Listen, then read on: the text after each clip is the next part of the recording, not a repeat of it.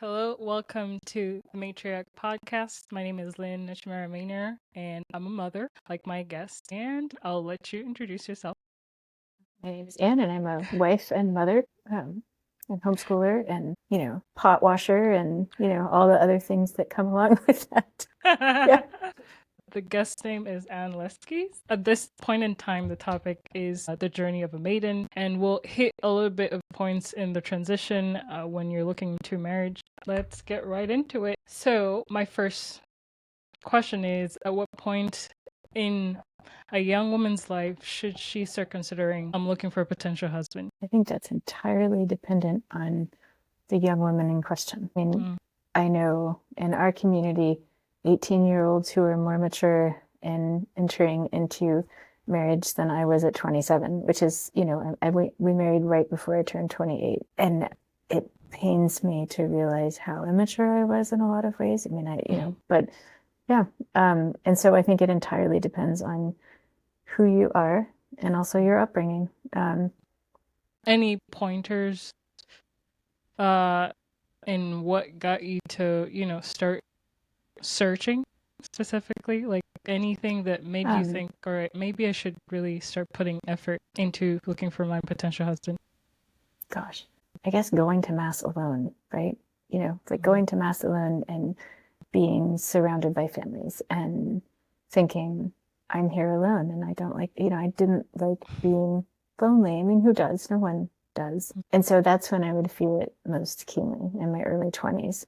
And also realizing that, most of my friends, even in college, I'm not a partier and I never was really a partier. And then there's just an emptiness that comes along with that you can see in other people and then not wanting to be a part of that.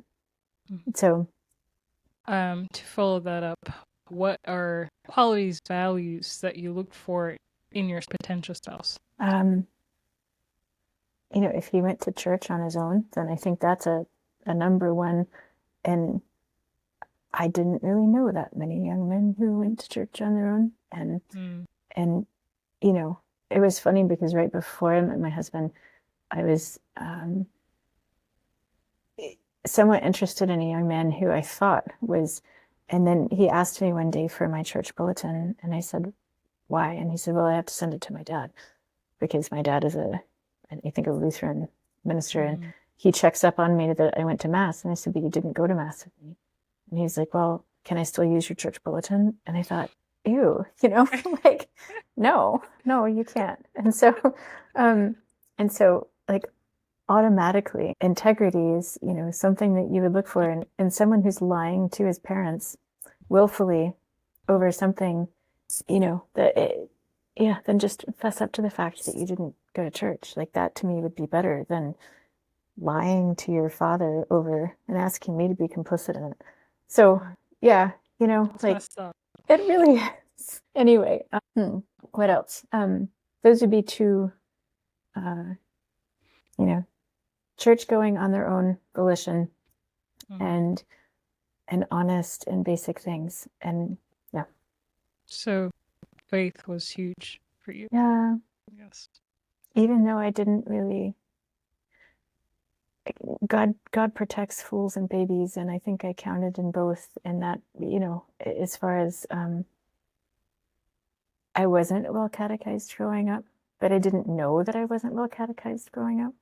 And so, honestly, the fact that I was even going to church in my early adulthood, I mean, it was, God protects fools and babies, and kept me going long enough to. I knew that I needed that. I just didn't know all the reasons why. Yes.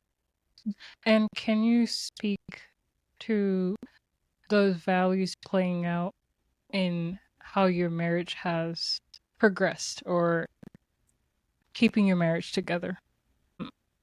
Did you see other values that you may have not even thought about that were key to keeping your marriage going? Wow, that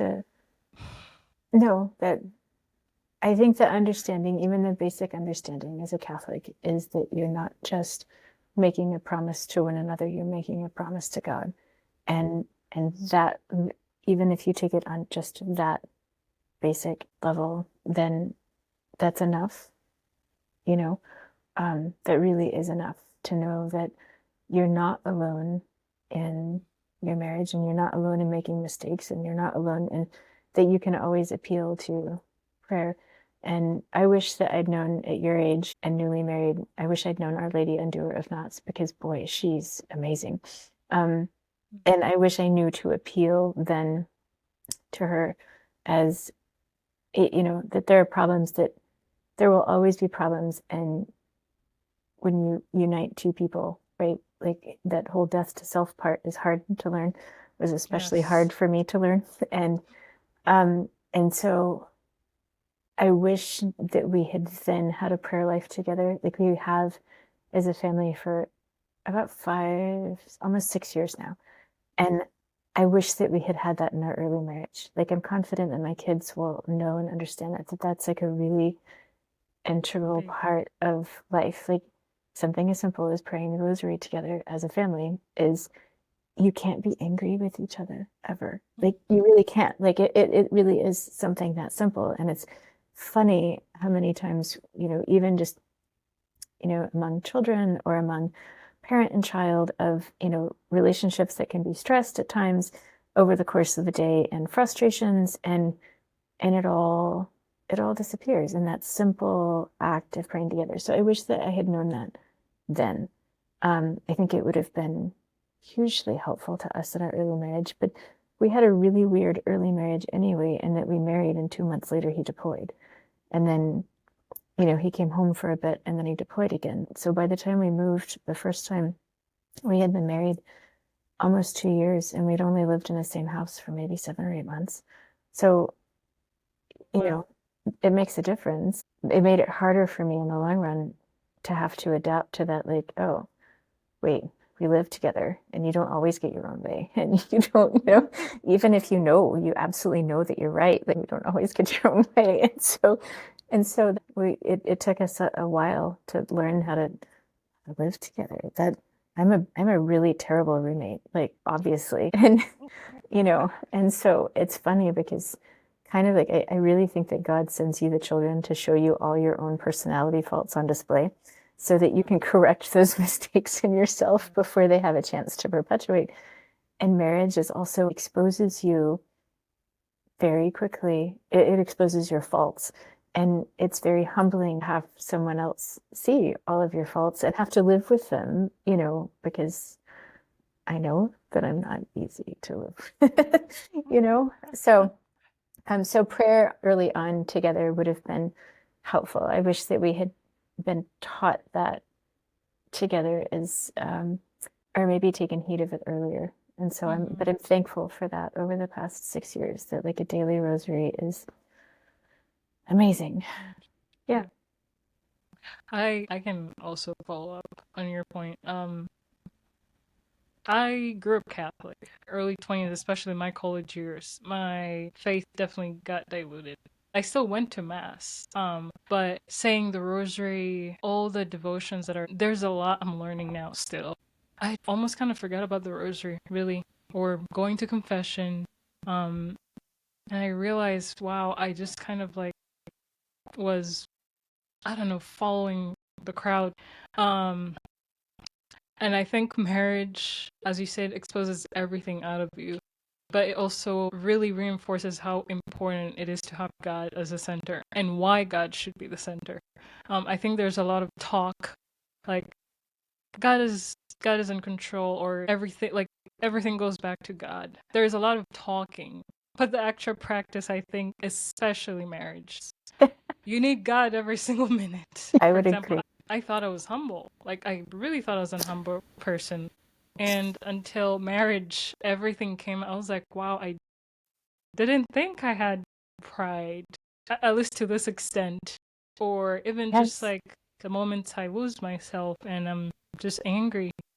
It is very humbling. And when kids come into play, then it's even, magnified. So you it pushes you to work on yourself. You want to improve yourself so that your kids live Yeah. a better life because of the example you show. No, absolutely. There's don't worry about, you mentioned that now you feel like you had years that, yes, you were going to mass, but it wasn't, your faith wasn't as deep as it is now. But we all go through that. And this is, I mean, it's honestly the journey of a lifetime. And it's those lean times that help you appreciate the fullness of what you have now, you know? Yes. Um, Yes. so it's the journey of a lifetime. Like, I mean, I think you were better off than I was as a young person because I grew up in that awfulness of 80s and American Catholic like wasteland of, you would color a picture of Jesus holding a flower or Jesus with a rainbow and Jesus loves you, and there was nothing deeper than that. And it was funny because I never knew that it could go deeper than that until we had a priest in Northern Virginia actually who was our age, and he made reference to it. He's like, I grew up coloring pictures of Jesus and a rainbow and Jesus and a flower, and I always wondered, like, who would die for this? Like, who would willingly die for Jesus holding a flower? And it has to go beyond that. And I guess I did not realize until then, until my early 20s, how, no, that was late 20s, gosh, how horribly catechized I had been, and that there was nothing, and that we really grew up in this. I think it was intentional, and it's sad. And I only thank God for the opportunity now, because in trying to help my children memorize the Baltimore Catechism, and well, I have too. So it's amazing, but it's also it's shocking. My daughter's in high school, and her high school religion curriculum, it's difficult reading, and this was standard, I think, in Catholic schools in the 1940s, and you think, we've dumbed ourselves down somehow, willingly and fully, but it's good to try to be on the tide of reforming that or correcting that, and that our kids have a better and more solid understanding of who they are as Catholics. So, could you please share your perspective on how important it is for a woman to pursue a career that's family oriented? Gosh, you're jumping into the deep stuff. I relate as well. So my own thinking on all of this has evolved because I grew up in that like expectation of course, you're going to get an education and you're going to go out into the workforce, and this is your sum total as a human being is how much money you earn and your contribution to society. And like they dress it up in other ways, but when you boil it down to it, it's a really materialistic view of what work is. And so I didn't really struggle against it until we had our daughter, and I guess until she was 2, and we were moving back to a prior duty station. And at that point, I had a master's degree, and my father-in-law said, "Oh, well, you'll reach out to your old school and see if you can resume teaching." And I said, "Well, that would be kind of hard for me to do because." And, my daughter's only 2. Why would I? And he said, "Oh, but you could put her into preschool and Montessori preschool. That's why all of our children are so, they all went to Montessori preschool." And so to humor them, because I kept getting the push from my in-laws, I looked into Montessori preschool and I realized it would cost more than what I made as a teacher. And so I said, I finally told my father-in-law, like, while I appreciate your intention, it doesn't make sense, even from the basic economic level. I'm not going to work for free, or actually, I'm not going to be in the hole from working. And I did have the example of other female friends at that time who finally came to the realization that they were losing money by working, meaning, their kids were in daycare, and then when they would pick their kids up from daycare, they were exhausted, and so they would drive through McDonald's drive-through for dinner, and and then by the time everything was said and done, she's like, I wasn't making any money. And she was a classically trained chef, and she was distraught over the fact that she was buying McDonald's for her kids because she was too tired to cook for them because she'd been cooking all day, and that she wasn't actually making any money. And And so I told my father-in-law, I said, well, I'll wait until she's in school, that would make more sense. Like if she's in school, then I can be in school. And, that was long before I had ever even thought I would ever homeschool. That's a whole nother conversation. Um, but but I knew that I didn't want my daughter's primary attachments to be to someone else, and I've seen in my own family too, with my brother, like, when your primary attachment is as a child is to a caregiver who's not a parent, then I mean it's devastating, and especially in like the daycare industry where you have such high turnover and staff, and so your kids are constantly forming attachments to people who then leave, and then it starts all over, and it's not healthy, and it really forced me to I had to really bone up, because for my in-laws that was a fight, because then my sister-in-law took that as like I was attacking her. She puts her kids in. I'm like, look, what works for you, it works for you. And, but don't force my kids into daycare because you think that, it's the best for everyone. It's not. Um, and so it is hard to defend yourself then in the choices that you make. I mean, I still get it occasionally from my dad. He's like, you should return to the workforce because otherwise you will have no social security. And I'm like, Dad, I won't have social security anyway, so it doesn't matter. Like, so, but it feels so countercultural to take that tack, that you really do have to be able to defend your choices and to justify yourself, which is kind of ridiculous. And if I had $1 for everyone who said, "Oh, you're really wasting your education," I'm like, why? Why am I wasting that if it's spent on my kids? I have friends, who are also lawyers by trade, and they get the same of, "Oh, you're wasting your education." And no, she can return to that later. That I'm not wasting it by pouring it out on my children. And I do believe that it's necessary if you want to then be able to turn around and educate your kids. Not that I ever expected to do that, but it's not lost. And I do resent that. I resent people saying, "Oh, what a waste." And I'm like, excuse me, no. So I think it is possible to have a career, and be a parent, but I think you have to be a lot more patient as a mother. I think you have to be willing to wait until your kids are at an age where it's okay. And I think it demands more patience. I think it is smart for women to have that. I mean, it's funny having these conversations with my daughter as she prepares to go to college. And she's like, wow, I need to have a career. Like, what happens? Of course, her highest ideal is marry and have 10 kids and teach them all. And you will teach them better than I taught you. But she's also the first to say, well, what would happen if I were widowed suddenly? Then I would have to be able to provide for my children. So how can I provide for my children? And it's funny because, one of the schools that she's been attracted to, it's everyone is the same liberal arts major at Thomas Aquinas. And she's like, I just can't do it. Who wants to hire a liberal arts major? And so, that she feels that broadness is not necessarily conducive to working. And it's interesting to see her have these discussions with her friends who all basically, the friends she's grown up with, before we arrived here in Wisconsin, are also very education minded and driven, but they also know that they want to have families. And I'm thankful that she sees that as her primary vocation, and the work part is like, yes, this will be fulfilling for me before I have children. And yes, this will be emergency backstop for me in case something should happen. And I need that in case something should happen, because that's smart. And it's interesting to watch her have these conversations with herself and also with her friends of, what do you do if you're a young widow and you have lots of children, and how do you take care of yourself? And yes, it would be tragic, but I'd have to go into the workforce. And so I need to make sure that I have something that's flexible enough that would afford me the opportunity to do so.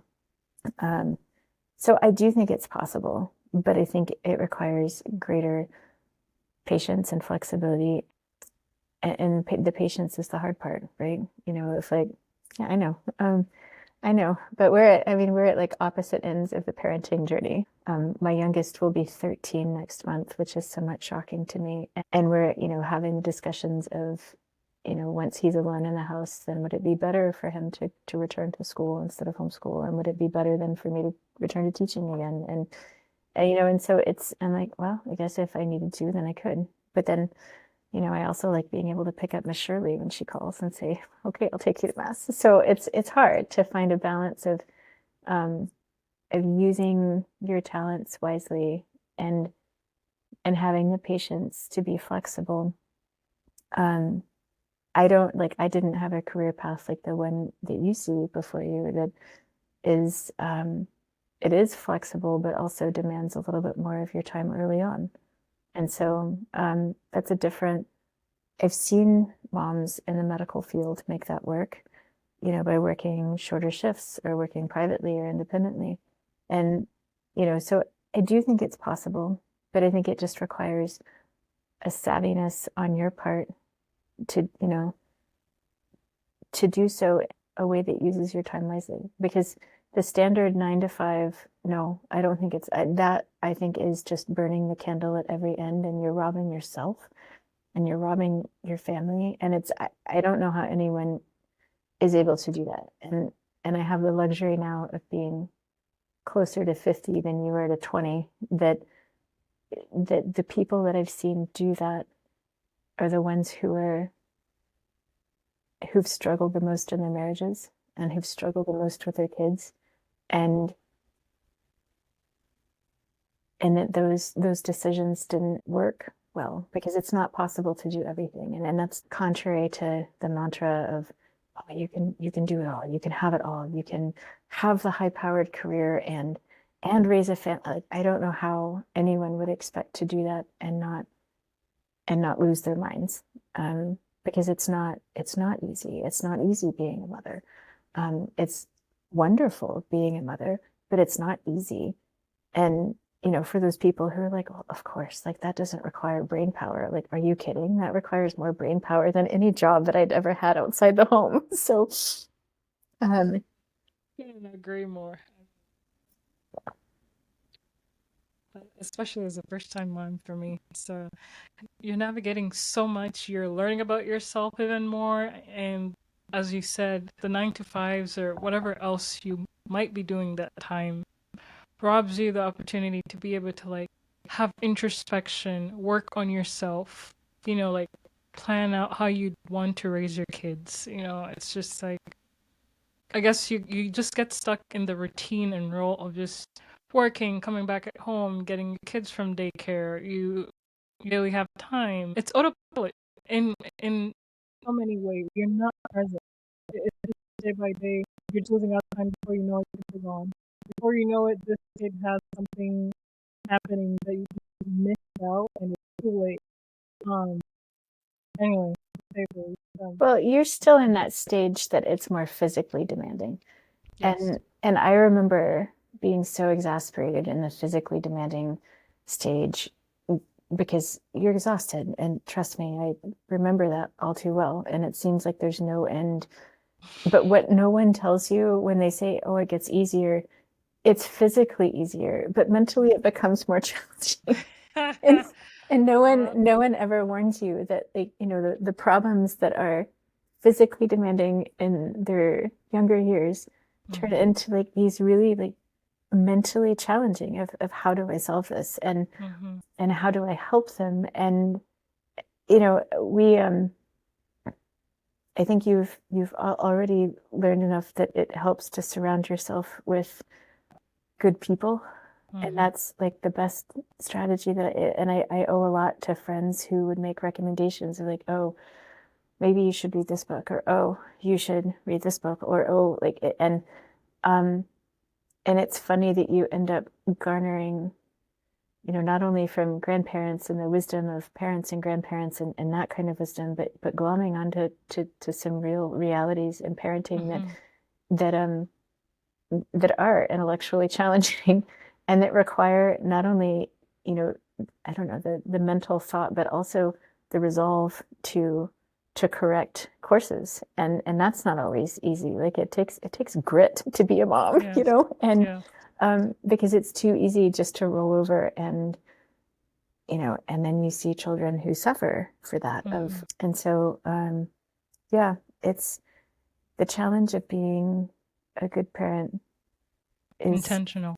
yes, Being very you're intentional. right. It is It's intentional that huge. it is. Thank you for that one. That's a hot topic. That could be its own podcast. It could. Um, what are some common myths about transitioning from single life to marriage, and how can you Oh gosh. debunk them, respectively? You know, this, when you sent me the questions, this one Mm. really made me think because, you know, we were married over 20 years ago and I thought, you know, but that whole like, oh, this is a 50-50 partnership. No, Oh. it's not. No. Like like it's not. And and it never has been and it never will be. And if you only put in like 50% of effort, then you're cheating yourself and you're cheating your marriage. And if you ever have like, you know, because we were both working when we first married, and it was my first year of teaching, which was Oof. um, because I had no idea that you feel like a circus clown performing in front of, you know, 6 different groups of students every day. Um, and it was stressful. And it was also stressful with him preparing to leave for Iraq. And it was stressful in a number of ways. And the whole like just complete garbage that I had been fed, you know, through either media or I mean just everything, like every article you read about being newly married, anything. Oh, 50-50 partnership. You know, you're both working and so everything else should be shared. No. No, and in no way is that true. And also like the whole idea of keeping separate finances. And I'm really thankful that my husband was adamant in the beginning of like, that's garbage because I had a lot of friends. Like I would watch my friends divide up every bill. Like let's divide up our rent according to, I mean, just really, no, like You're a this is team. exactly. Good. And you have to be. But I mean, we even have family members that they keep separate bank accounts. And it's shocking to me. Like, well, then who pays for what? Like, and having to have those discussions of like, well, you're going to pay for this and I'm paying for that. Well, how do you divide your food? Like, I mean, all of it just leads to, it really just leads to such stress and division. But Mhm. I'm really thankful that my husband very like I remember that was a discussion in a pre-Cana course that we took. We had like a pre-Cana boot camp weekend that we spent at a church. Like we even slept on the floor in the classrooms. It was like they had the women's wing and the men's wing and it was really intense. And that was one of the questions in the packet. And it was funny because I had never really thought about it Thought at that about it. point because my parents didn't do that. Mhm. And I was very thankful that he was so staunchly against, like, oh no, we will not have separate anything. Because then I watched later some of my friends really go through terrible arguments and, you know, for nothing. Or, Mhm. you know, and that just creates a lot of stress. So that whole idea of like, this is an equal partnership, like, there's no such thing. You're like a new entity, right? Mhm. And it's, and there will always be times that I think that especially in my husband's career that he had, which is almost a vocational calling in and of itself, that he required a lot of support. And I wish that I had understood that better in the beginning. Like I naturally got there, you know, but I didn't understand in the beginning. Mhm. And I also didn't understand how to keep a house in the beginning. Like I grew up in like chaos house kind of and I didn't learn until you know I had my own house and I lived alone for I think 6 years before we married Wow. um and that also doesn't help and you know but I knew enough that I liked things tidy but I still hadn't learned how to keep them tidy you know like there's a difference between you know, 15 minutes a day versus, oh, wait, let's run through the house with, you know, a laundry basket and pick up all the clutter and then just shove it into a room that turns into the, you know, like Yeah. that was my early 20s way of cleaning up. And because I didn't know any better of, you know, Mhm. the really simple things of everything has a place and there's a place for everything. And um or just Minimalism. learning how to do little things that add up of like no you run the dishwasher every night no you know you make sure the kitchen is clean that would have really helped in my transition from living on my own to married life. And I'm trying to think of, yeah, that whole like, this is an equal partnership. Like, that's the worst thing you could ever tell a young woman, because I think it's natural to, how do I say this? It was really hard for me to understand that even if I thought I was right, that was not a hill to die on, you know, that, um, and even in some cases, even if I knew that I was right, that it didn't matter, and that was like, I'm stubborn by nature, Me which too. probably doesn't help, and so I really wish that I had had the wisdom of someone who um, who could tell me in all seriousness, like, no, marriage in a lot of ways is a death to self. And because I didn't understand that. And it was hard to learn, like, because no one had ever explained it that way to me. Like, not even in, go to Catholic pre-Cana, no one says to young women, like, oh, guess what? Marriage is a death to self. And then until you understand that part of it, then you're going to struggle beating your head against the wall. Yes. And it took me that took me a long time to learn, and there were lots of tears in the process, and it would have, yeah, that's what I would like, guess what, and that's why I said earlier that I think there are a lot of young women in our church community who understand that better at 18 than I did at 27. And but I grew up as a child of the 80s, um and no one talked about death to self. Like, that's not No. part of, um but even in Catholic, circles, that's not, it was never discussed that way. And I really, it's such a disservice to young women to, like, oh, guess what, you're equal 50-50 team, and without the understanding of, no, there's no equality in marriage. It's not about equality, and it never can be about equality. um I think God designed it that way there's for a it's reason. It was, complementary, yes. not equal, and that was never, I never knew that or understood it, and that was, it was hard. No. Yeah. I can add on to that. As you mentioned, we share that. I think we have a bit of similar mentality. I and this could be sometimes maybe being one of the older siblings. Mhm. Just and not necessarily being used to getting my way. It's not really that. It's more I've had to do things on my own, Yes. and you just learn to. Yes. I guess it is having your way, and it's just humility.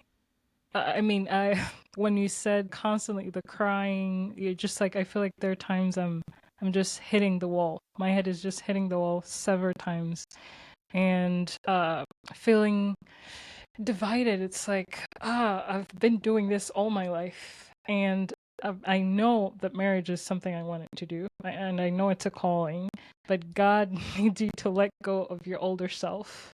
You need that in deeper conversion, and it takes time. As you said, it's a journey. It takes a long time, and I'll probably look back even just on this episode and say, wow, I really should have just let God lead me to where He needs me to go.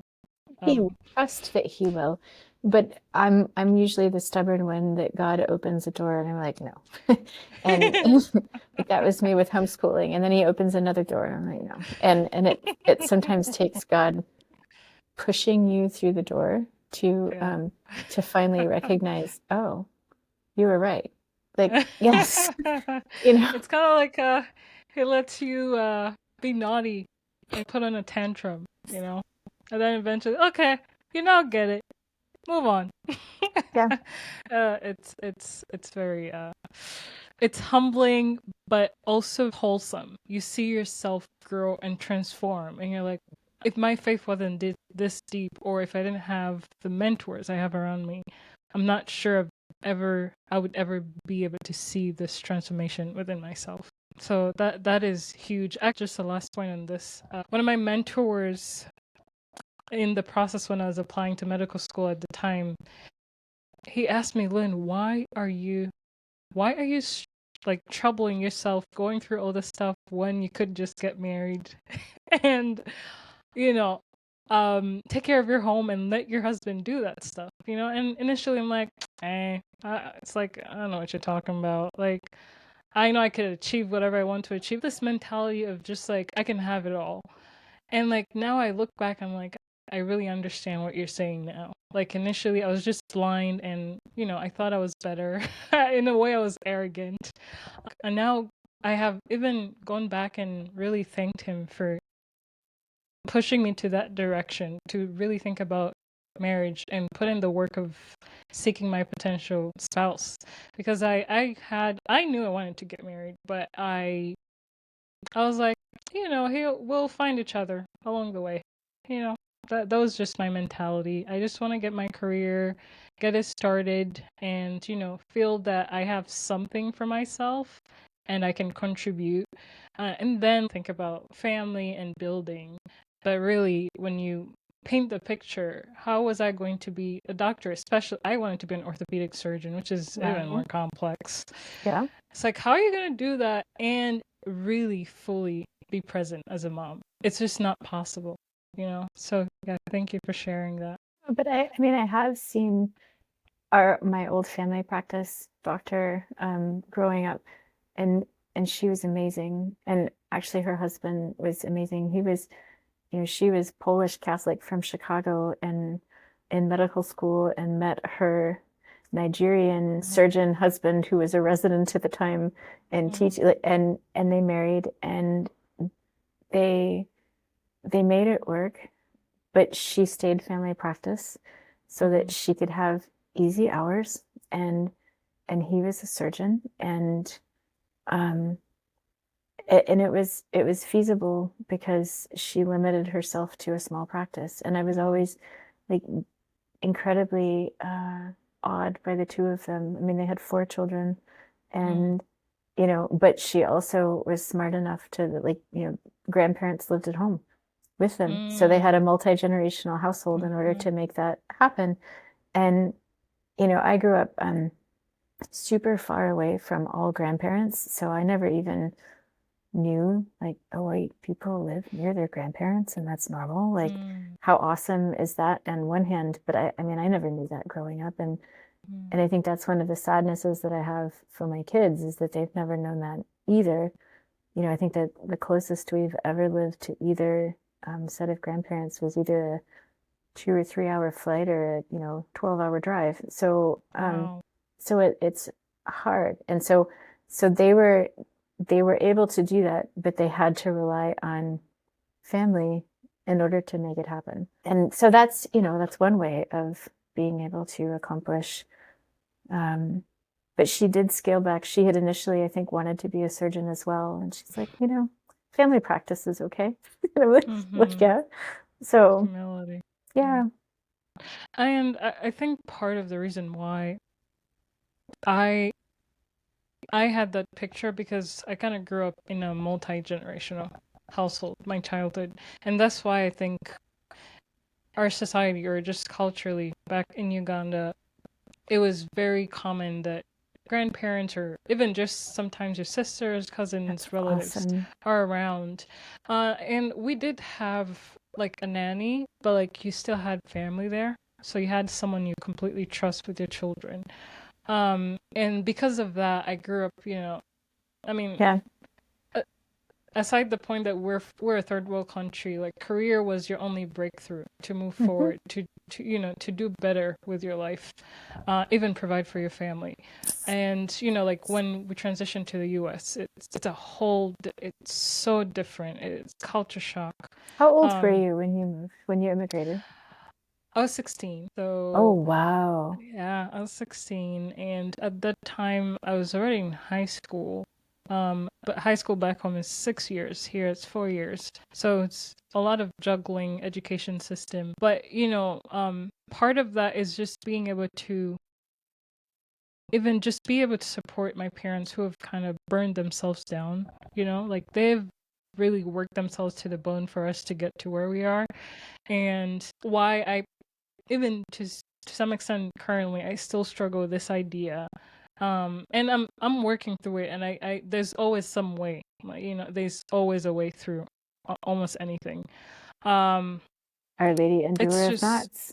yes, a lot of prayers and novenas, but like I realized, like I can always kind of take it slow, as you said, a lot of patience. You want to be very flexible, and now found a program that's online that you do one course every 6 months, and that depends on your pace. But you know, working out something with my parents might make it more feasible. But we're gonna see how that goes. The point being is, because I had that childhood, I grew up in that kind of environment. I had the mentality that that's how I'd want to, I would want to have something for myself as well. Absolutely. So But yeah. then, since the way you mention it, like that your parents have worked so hard to provide you and your siblings with the opportunities you've had, and it's amazing that you acknowledge that in the way that you do, but also understand that your way of helping them in later years can also be the extension of, can you come live with us while our children are young and we help take care of you? Mm-hmm. And that then you would have built in that beautiful opportunity for your children to experience what you did growing up, of having that multi-generational home. Like I said, that's one of my biggest regrets with my husband's career. I mean, the impossibility of having that. And Mm-hmm. so yeah, if you're ever in a position, don't look at helping them financially as the only way that you can help Mm-hmm. them. But look at, like, yes, if building that multi-generational home it's a financial help, but it's also like a spiritual and emotional help, Yes. right? Yes. And not Huge. just for you, like, but for your children, Children. Yeah. and for your parents to then have a relationship with grandchildren. Yeah. Um, And for so, them to, like I personally hate, maybe hate is a strong word, but I don't like the idea of nursing home. oh Like, gosh, no, if we truly have community, why are parents in some, taken care by some strangers as, we go, I don't know, work and take care of our kids, take care of, they're our family as well. Like, I oh no, really it's think a community great is enough shame. for us to take care of our own parents. I would agree. Um, and I know, like, there are some nursing homes that are more family oriented, like you really are able to keep up. But I think that's one of the biggest problem with our society. Every little aspect of relationship or family has been turned into a business, Agreed. and we see that as creative. But I No, think it's really harming no, I agree with you. our families, like So our future. let me ask you a question. Does this even exist in Uganda? Like, do Nursing nursing home? homes exist? Not to my knowledge. But even if they did exist, it would probably be run by sisters, right? Like, it would be run by the church. Yes. So it was really eye-opening for me, because I guess, how many years ago? Like, my husband was in war college, and there are lots of international families that come, and each year, like, each class at the war college would sponsor like a Christmas party, basically, at Mm-hmm. a state-run nursing home that was maybe a mile away. And I don't know how familiar you are, like, the business model end of nursing homes is one thing, but the state-run facilities or county-run facilities are really just depressing. Like, I used to volunteer in one in high school, and I would cry every time I had to go in, and I would cry every time I left. Mm-hmm. Um, and so one of the foreign spouses, she was Brazilian, and she came up to me and she said, "What is this place? I don't understand." And then so I was trying to explain, like, well, these are older people, and in some cases disabled people, and they don't have families for whatever reason who can care for them, so they live here, and then their care is, like, essentially institutionalized. And she looked at me with, like, such shock and horror of, like, this doesn't exist in Brazil. Like, and it, I don't think I've ever been so embarrassed. Do you know what I mean? Like, I've really, Yes. like, and I said, I know, I understand. I mean, this doesn't, there's a difference between if you required, like, a skilled nursing facility because family physically cannot take care of you, then there's a difference. And or Right. skilled nursing to overcome like rehabilitation or whatever, as opposed to like what exists here. It is sad and it's depressing. Mhm. And I pray that I keep praying Our Lady and Two of Knots that somehow my parents end up here and closer, so that I'm able to help them more as they age. Yeah. So Yeah. It's really supposed to be a cycle of life. We're supposed to, yes, the babies are taken care of. You get bigger. Your parents help you out. They get yep, older. We help. That's how it should it be. should be. I know. Not just like dispose them off in some, nursing home for totally forget about them. And honestly, I'm sure a lot of parents are just bitter, resentful. I mean, it's really sad. Um, I think that it's been this way for so long that people don't imagine it any differently. Like it's just yeah. assumed, that, and it's really not, it hasn't been that long, and so I think it will take a generation of smart and savvy young people um, to say, no, this is not what I want for my parents, and that you're willing to sacrifice so that you can answer the sacrifices that they've made, Hmm. and Yeah. but it does, like it's this didn't used to exist, but this was also why people had larger families, right? So that when Right. grandma and grandpa retired, then if it was, their retirement was spread out among, 10 siblings to all pitch in and we help, Hmm. then wow, that's a big difference because it's not Right. as financially then difficult if you had a larger family. So grandma and And grandpa even knew back then, then, like, oh, well, this is smart. yes, yes. But even with big families, what helps as well is like not every kid turns out that's family that's such a oriented. nice So way of putting it. not every kid turns out that family oriented. So you're hoping at least, a couple of them turn out well. So, God knew what he was doing. It's just we think we're gods and we're creating our own stuff that are just, biting us back. So as women, especially, I would say this is very more in the marriage aspect, but even I would say before you get married, you usually want to maintain a healthy body, a healthy mind, and I think this also goes down into relationships, like being able to maintain yourself carries down to how you relate to others. So what habits, or you could share your own personal experience of how we should be maintaining ourselves to keep healthy, bodily wise, mind, and how that plays into just relationships in the marriage aspect. See, my husband was lucky because for 32 years in the army, he had to take a PT test every few months. So that was part of his job, and but that was also something that we enjoyed together, like hiking and walking. And Nice. I am very much a pedestrian, and I am happiest when I am able to accomplish basic tasks by foot. And um, and that was, you know, we've been very intentional about that for a long time out of necessity. Like my oldest, who's now 17, Mm. was a holy terror in the car. And so you learn to not want to be in the car when your poor kid is screaming the entire time because, Mhm. for whatever reason. And um, so after, I guess for 12 years, we've prioritized, or no, 13 years, we've prioritized being able to accomplish basic things on foot, and I think that building it into your life that way makes it a lot Yes. easier. And I remember reading a really fascinating book once on, the difference in like French mentality versus American mentality, that, French women don't hire a housekeeper so that they can then go to the gym, right? That Mm. there's, why would you spend the money to hire someone to clean your house and then so that you can justify having the time to go work out? Mm. Whereas, like, if you're really taking care of things, then it is rather physical, like, it is just by It its very is. nature. And so, guess what? Like, take care of your house, and that also helps take care of you.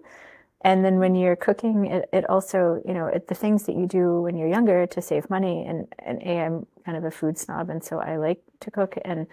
have always liked to cook, and I care about what we eat. And so I think that also, you know, your ways of economizing in your young married life are then ways that you can be healthier in general. And so, yes, there are definitely seasons though with that too. I mean, I couldn't do more than the basics after, you know, a C-section and then nursing. And then, you know, when you're just like, just the act of physically getting dressed in the morning is exhausting. And so, you know, but taking your baby out for a walk, you know, plays into my very much I'm a happy pedestrian when I'm able to walk to the post office and walk to the store and walk to the bookstore. And, you know, I think once we were close to the library, and that was awesome. And it was up this monster hill. And so the act of pushing the stroller a mile uphill in Washington was, but it was a nice walk back down, right? And so, yeah, you know, but also being active with your kids, like as they're, yeah, you know, if you're involved and if you're involved as a spouse and you're involved as a wife and mother, then it's a lot more active than, but you have to be intentional about it. It goes back to the intentionality of what you're doing. So have I ever had time to go to the gym? No. Do you need time to go to the gym?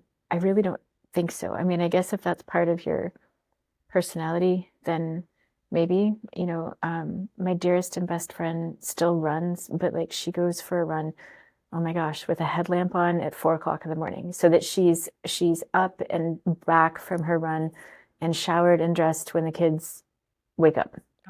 And I like sleep too much and I really don't like running. And I would be terrified of running with a headlamp on. Like she's encountered wild boar before, right? You know, like that's just, yeah, exactly.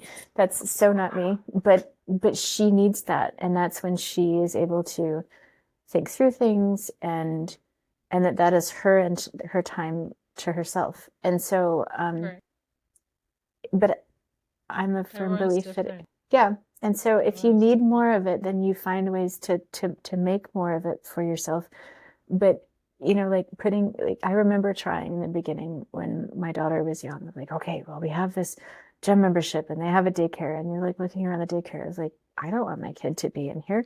And, you know, they're all screaming and, you know, and so I would try to wait until my husband came home. But quite frankly, when my husband came home, I wanted to spend time with my husband. I didn't want to say, here, I'm going to the gym. So, you know, you figure out how to make that work. But I would agree that you do have to be intentional about it because, like, you know, my husband's big thing for our kids at night is how did you grow spiritually? How did you grow mentally? And how did you need to be well-rounded? You have to do all three.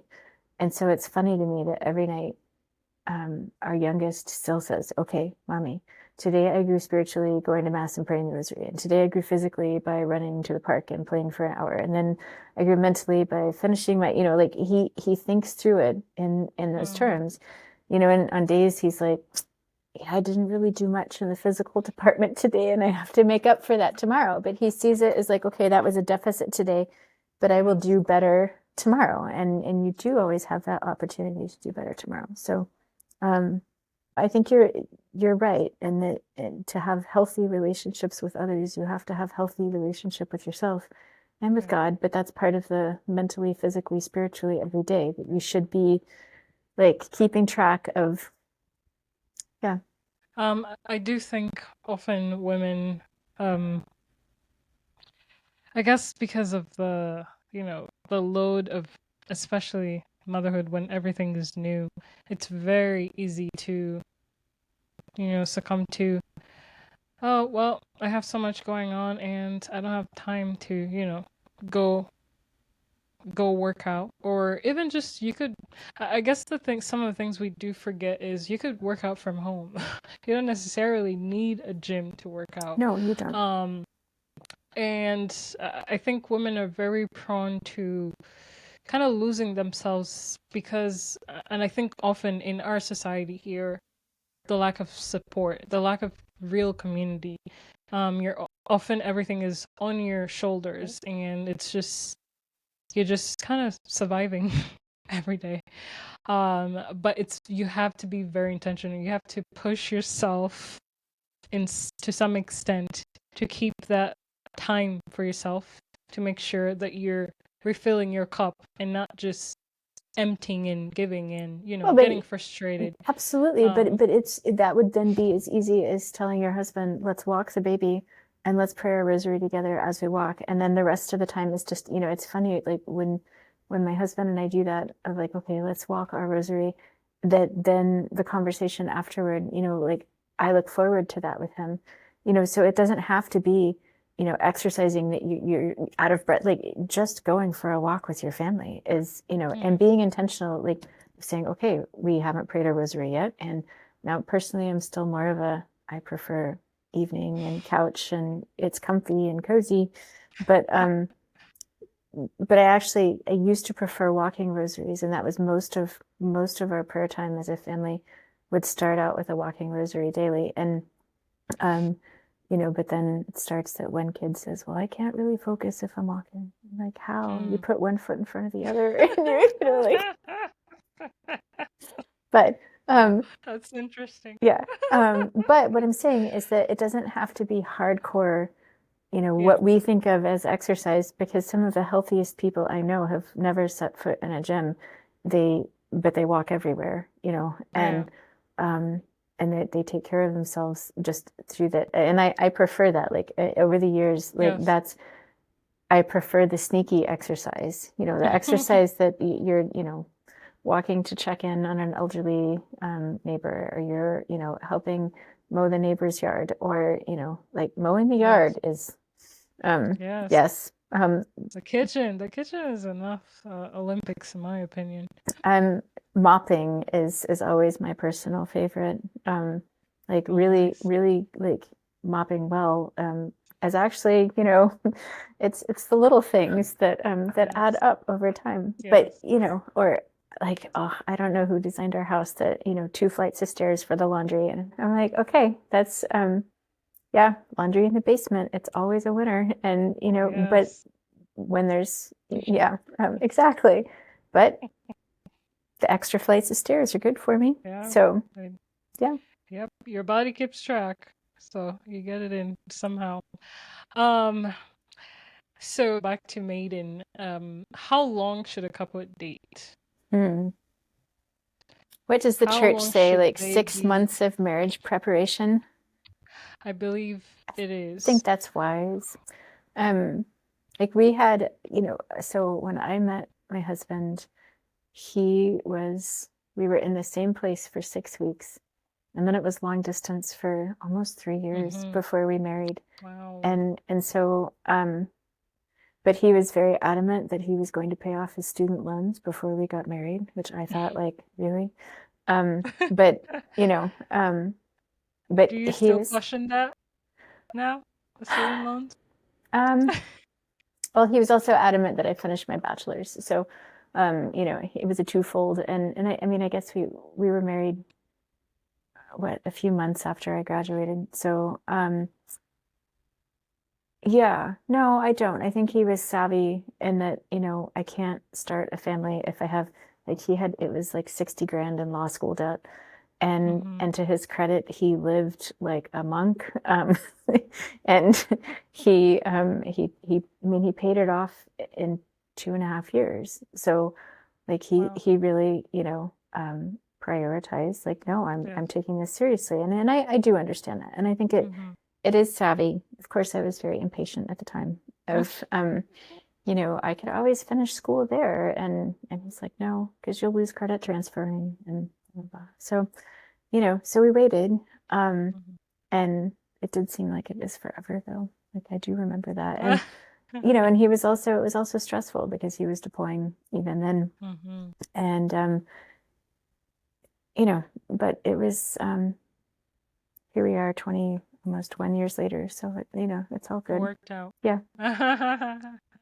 Would I recommend that? No, like, like, because it's not fun. And not that it was hard. It was hard, emotionally, like him going off for war, Mm-hmm. and knowing that I wouldn't be notified of anything because we weren't married, right? Like Mm-hmm. there were parts of that were more difficult than they had to be. And also that, watching someone you love struggle from afar because no one was there to help him Yeah. through, like, and he'd say, I'm sorry, I have to go because I have to go iron my uniform or, whatever. And, and you're like, oh, well, I could do that. Although he discovered after we were married that I'm really like not the best ironer. So he never let me touch his uniforms again. But,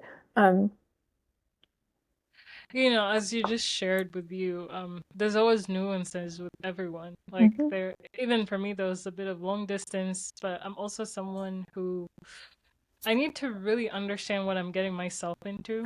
And I think for all of us, especially when you're getting into marriage, it's a lifetime commitment. I need to know what I'm getting myself into. Did And you? also at the time, Did you know? I, Right. I mean, Yeah, frankly speaking, the reality kind of hits when you're in the marriage. doesn't it? The Yeah. everything really comes out. So probably wasn't. It shouldn't have been that long. Um, but I still think there's some importance of studying the family Mhm. you're getting into because you're marrying the family as Yes. well. Um, that being said, I guess you have to choose what struggles you're willing to take on. Uh, because we all have struggles. I think sometimes when you do get married, you see things about your family that you didn't even notice at all. Like things now that you have to live with. So we're all imperfect in that regard. It's you kind of have to choose. Pick your crosses. Yes. You're like, can I deal with this like long term? And at the end of the day, though, it's God who gets us through it. We can't physically do it ourselves. Yeah. It's just not possible. But yeah, thank you for sharing. I think our culture has pushed people to cohabit, which I was very against from the beginning. Good. I thank I can say my catechism teacher for really ingraining that in me. Um, and just generally our culture, my family as well. Like you do not live with Yeah. someone you're not married to. It's frowned upon in my culture. Good. Um, it just puts you in the state of possible occasion of sin. You I don't know. It puts you, and I think with our culture nowadays, um, people fear commitment. Like it's kind of like, oh, if this doesn't work out, next person, I'll jump No, into but the it next. goes beyond that though. I mean, that back to the conversation we had earlier that, Yeah, when you realize, wow, like I mean, I had the like I'm not an easy person to live with. And when you're not married, then, right. like it's one thing to see someone's faults and say, yeah, this isn't for me. Um, because, for whatever reason. And that's why the commitment is necessary. Mm-hmm. Because you can't go backseas, right?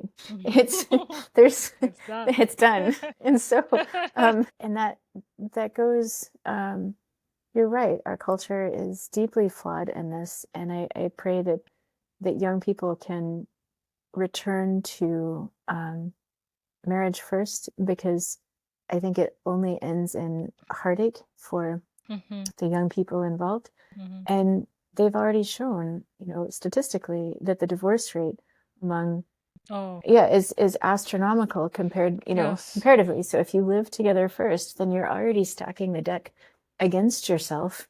And why Mm-hmm. would you ever do that?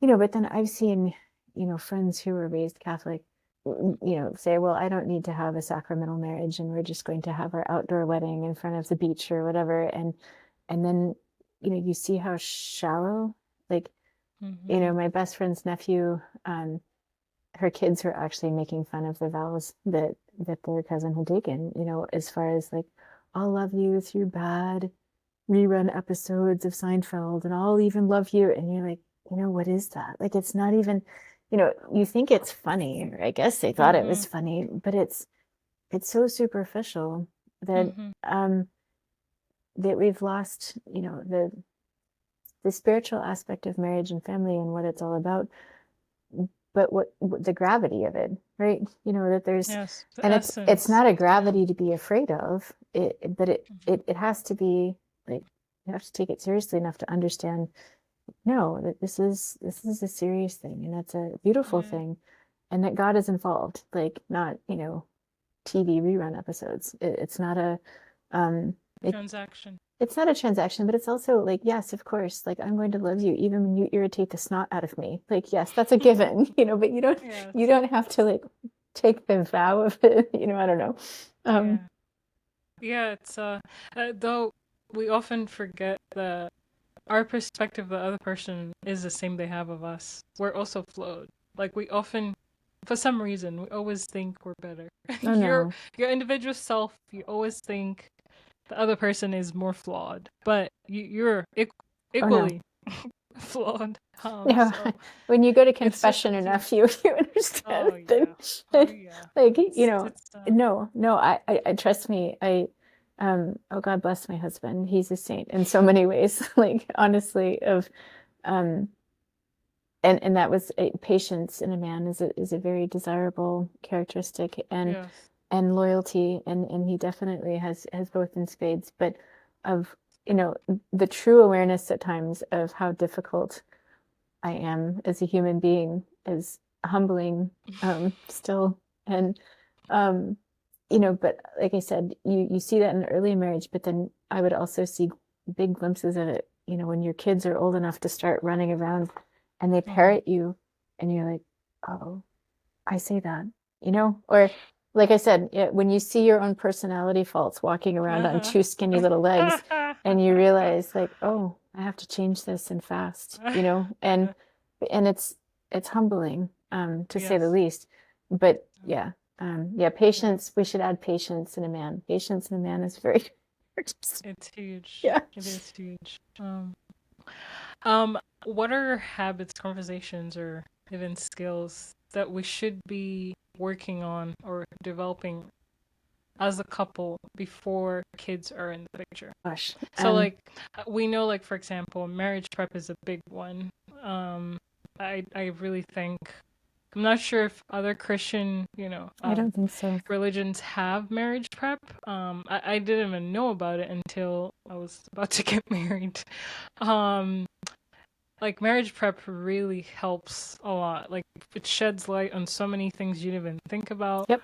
But like even in that regard, I feel like there is some homework you should be doing, your own research, your own inner work, um, as you're coming together in a marriage, especially before kids come into play. Even like maybe the initial stages as they're still babies.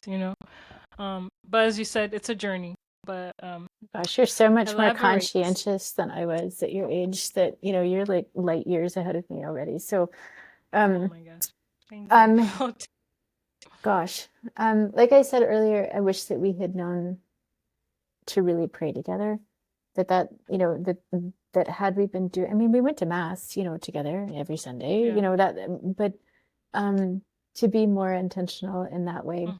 Um, I do wish that we had had the luxury of, and I don't know, like, because kids change things so much that I don't know if you could, I don't know, like my transition to motherhood felt so chaotic. I was still in graduate school, and we had like different schedules. Like it was terrible. Like he would come home from work and I would leave to go to class because it was largely a commuter school. So all of the grad classes were at night, and so like Mm. 2 to 3 days a week I would have to leave to go to class as he was coming home, or often before. Um and so I was trying at that point, like, okay, the house is clean and I've done all the things and I did make dinner that he could reheat, and like the routine things that no one teaches you about, that are actually a lot more involved than, Man. yeah. um and it was finding a rhythm with that. But then honestly, like, having a kid completely changes everything. Yes. It changes how you even look at the world. Like, I remember Yes. driving home from the hospital and it was spring, and it was so fascinating because we had been like was in the hospital for 5 days with the first one, and Hmm. um and realizing that spring had quite literally sprung. Like, when we came into the hospital, there were no leaves on the trees, there were no, and then all of a sudden it was just it was amazing. Like the whole world was Wow. different, and it really did feel that way because Mhm. you don't realize how selfish you are as a human being until you have a child. Like if even, taking for Ah, granted of like, I need to go to the bathroom and you have a crying yes. baby and you like, how do you stop the baby from crying Oh. long enough to, it's really, um, so I don't know. I don't know if there's any way that you can find a great rhythm because honestly, that rhythm is going to have to change. Hmm. And Yeah. so, I don't know that what would you have said? What would you have done differently now that you were a mother? I'm turning the Mm. tables on you, Lynn. I mean, habit wise, like, I would say my transition into marriage, or even just the early months, um, I read a lot. Like, that's something I didn't do much, actually. Uh, and it's something I wanted to work on, but I did find myself reading more, not just about marriage, but like self improvement and going to mass, seeking God Mm-hmm. more, I would say as well. Um, but again, as you said, when baby came into play, it's just like it's like chaos, and It you're back is. to square one. And you just feel so different. I just remember myself in the car coming back. It's just so surreal. How am I going to do all this? Like, how do people even operate? How did mom make it look so easy? Um, you have to intentionally seek people, mentors, Yes. seek God to improve yourself constantly. Yeah, that would be my response. No, I think those are so reading more. Although I did lots of reading still with sleeping baby on my chest, and Okay. but that's a good one. But the whole idea of like of feeling so insufficient to the task. But there's a really great sermon from a priest that I knew a few years ago, and whenever I'm feeling challenged, I try to go on YouTube and listen to the sermon because it's he talks about it's a Trinity Sunday sermon, and he's talking about this great expanse of time after Pentecost, like Hmm. and it's green, and why is it green? Like why is the liturgical color green? And he's like, it's green because we have to grow. Like we've been given these gifts in Paschaltide and through Pentecost, and now it's time to grow. But guess what? Growing is painful, and in growing, like God stretches us beyond ourselves. And I think Hmm. that's the a mindset for both marriage and for children of we have to grow, and sometimes it's a little painful in the beginning when God starts to stretch us beyond what we think our own capacity is. But I think that's where the true gift lies, is that he has such great plans for us that we would never, like, we dream too small, and his dreams for us are perfect, but it's stretching us in order to realize his plans for us. And it is somewhat painful, like the transition to marriage and the transition to motherhood. And not that it's bad, it's necessary. But It yeah, is. but stretching is, The death is necessary. yeah, um, That death is necessary. It's often hard, especially for hard-headed people like me. count me. No wonder you picked me for your first interview. You knew from our conversations in the basement that we're I was like, two peas in a I pod. think we really relate. I related a lot to you, so I feel like I can relate to your journey. I mean, we do have differences, but I Mhm. think we have a lot of similarities that kind of Yeah, help me understand myself more in different ways. But good. wow. So this one, I think, Which one? let's see, it could be a bit of repetition, but for example, maybe I'm going to put a twist on it. If you as a wife want to work, but your husband just really is convinced and he's adamant that it's a waste of time.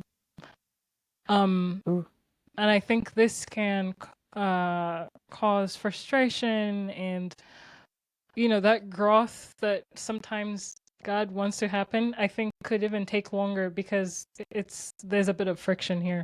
If your husband does not want you to be in the workforce, he believes you're exchanging time quality time, very important time that you could be spending, nurturing your home, uh, taking care of your kids, but you're going to now exchange that to go work and barely make that money anyway, depending on what career you do Yeah. take. How do you navigate the situation? Or even would you consider a possibility of change of career, something that's just more flexible? I do think this also just requires depth to, whatever your interests are. Like, should you totally forget about your interests and acquire this new thing because it's more flexible, because it's going to be more family oriented? I know that's a packed question. There's a couple of questions in there, and yes, they're so I think after you've well, first these should have been conversations beforehand, right? Like that these are such loaded questions that I would hope that they would be conversations that you had in your marriage preparation. Yes. And if the attitudes were the same before you're married, then I would say to young women in question, what made you think that he would change after the wedding? That would be the first. But if his attitudes have changed and he had been open to it before without any change of career plan, then I would say, number one, you need to pray. And number two, I would probably say you need to get a priest involved, like an outside, to walk the two of you together, because you're not separate entities anymore. You're a together entity. And to walk the two of you together to some sort of mutual agreement, and for you to be open enough to understand that maybe the mutual agreement is not the original plan, but to be willing to embrace a different plan if that's part of God's plan for you. So I mean, there's you asked, like, I think there were like 10 different questions in there, and so I'm trying to work through them. Work it down. So that's a hard one. I mean, that's a really hard one. If your financial situation necessitates it, then I would hope that husband in question would, I guess, be more open. But that's a really, you're starting to play then in dangerous territory, because I've had friends and family who've been in the position that when they out earn their spouses, that never leads to good things ever. Like ever. It only leads to lots of angst and anguish for everyone involved. And but I also think that we have to be willing to change our hearts and minds on things. Like, if I were suddenly presented, I don't know, with, I think my husband would be like, yeah, I'm retired now, you can go work. And so I don't know. I also know that physically, like, this past year I was teaching 2 classes outside the house on, for our local co-op. And about 6 months in, I realized that the last time that I had handled that much of an outside course load, my kids were much younger and I was much younger. And the difference in is much grading. Like it took me a full night of grading usually, and a full day of preparation before the day that I was then teaching. And then I came home like completely exhausted. And so, I've had to realize that if I did return to the classroom when my kids are, then I can't, there's no way I could do it full time. Like there's absolutely no way, because I wouldn't get anything. Like I would come home and go to bed, and that's, and then I'd have to wake up at, 4 a.m. to start grading. And there's no way. And it was a hard year. It was, I thought that I was going to really help, like be the rising tide that lifted all the boats. And instead I was under the boat drowning and barely able to keep my head above water myself, because it was too much. And that took, that took a lot. And it was funny, because I then had a really just absolutely fascinating confession with that visiting priest that we had during Holy Week. And he gave some of the best advice that I think I've ever received in a confessional. And he said, I want you to picture the Holy Family on the flight into Egypt. And I said, okay, I have a good, mental picture of Holy Family. And he said, in every piece of art that you see, he said, what do you see Joseph doing? He's looking out. What do you see Mary doing? Her eyes are focused on baby Jesus. And I thought, and he said, so I want you to let your husband be the lookout and consider the, and how long have you been married now? Like, haven't you figured this out yet? And he is going to be the lookout, and he will navigate the things that you need him to navigate. But you need to stay focused on what is at hand. And I thought, wow. And it's funny because I still reflect on that on at least a weekly basis of, talk about best confessional advice ever of, yeah. And then the penance was really a monster on that one too. But it was humbling for me in a lot of ways, but he was super sweet and gentle about the whole thing. Like, wow, what a great confession. And the introspection that you've had and the situation that you've put yourself into that you shouldn't have been. Great. But it's really solid advice. And so I guess I never really thought about it in those terms before, though, of like, let my husband do his job and let him be the lookout for the family. And when he tells me like, hey, you need to focus on maybe like a 10-meter target ahead. That's like army wife talk returning of like, look, there is something up ahead that I need you to be concerned with. Then I'll look up and I'll say, okay, thank you. I'll be on that, of like, he has the vision to, chart the course for our family. And then I need to lean into that, and trust that it's the right course, right? So it's hard to do that. It's hard to give up like that whole idea of like, I know what's best. Even now, like Yeah. I've got this, and Oh but I think it's really sound advice. And so if the young couple is really still like, pray, but also seek a priest, because I think a priest can yes, that a priest can help you see things in yourself and that you wouldn't have necessarily seen in that way, and can help you like visualize. Like for me, it's going to be, hey, where's Joseph looking? He's looking out. And where are you looking? You're looking in. And I'm like, thanks. I needed that. We, do not want to accept sometimes. Wow. That's amazing. I think I'm going to kind of be reflecting on that. Isn't Funny it? fact, though, Yeah. we have a little sculpture. It's funny because my husband also has brought it up.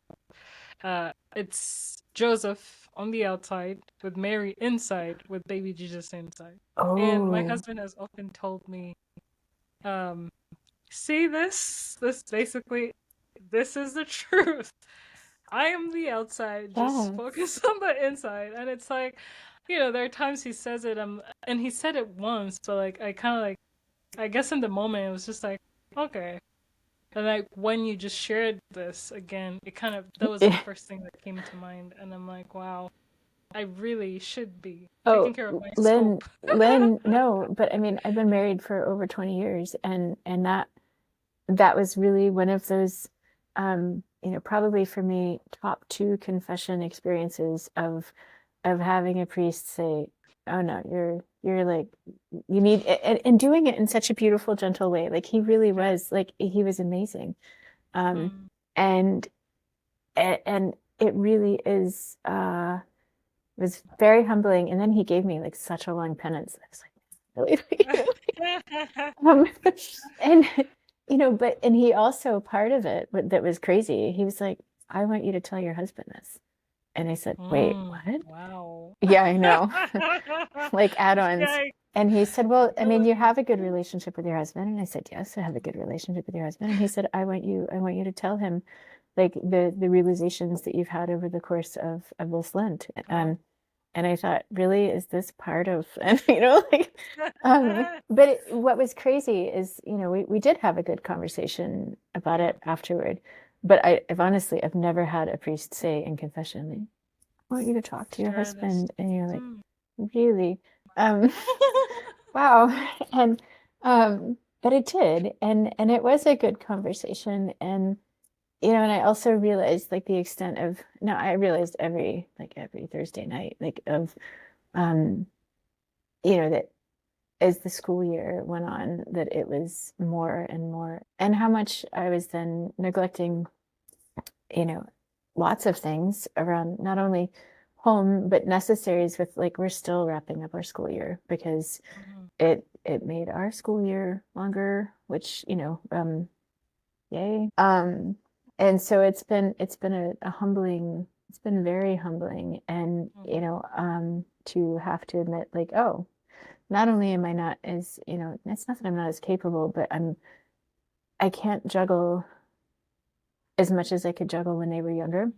And, and they were also occupied, but just not as demanding, of my time educationally, right? Um, and then I'm not able to then juggle everything. Sorry, Danny, obnoxious dog. See someone walking. I'm sorry. But yeah, no, it was so I kind of have that. I feel like I need to find a piece of art that reflects that. I'm glad to know that you already have a sculpture in your home. That's pretty cool, actually. And but I want to find Joseph looking out because that's his job. And Wow. So if you're a young woman struggling with habits, or how can you help yourself so that you're not affecting especially your spouse and the little innocent children that could be in the picture or soon to come? Oftentimes some of these things are generational, so breaking this generational unhealthy cycles or patterns. Well, I mean, I told you I grew up in a really like not well-ordered home, and I never understood that a large part of my anxiety just in life was from that.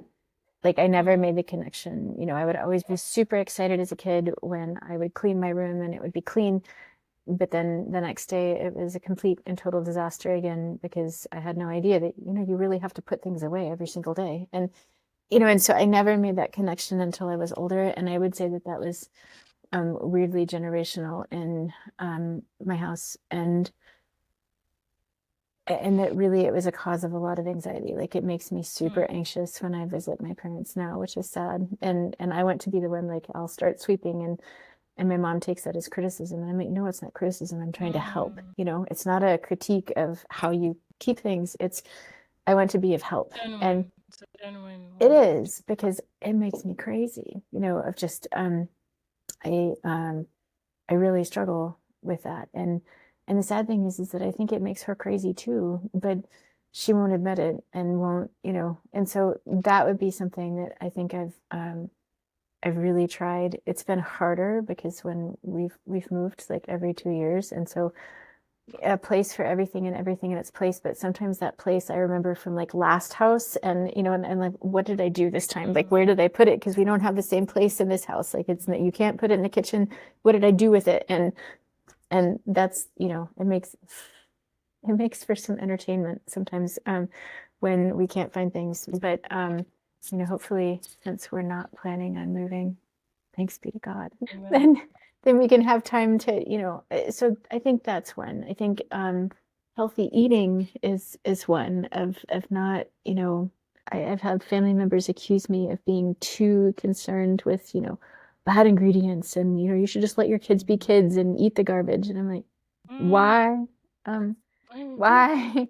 They don't need. We're supposed to be intentional. Yeah, I don't agree that we need you can eat all the garbage because it's not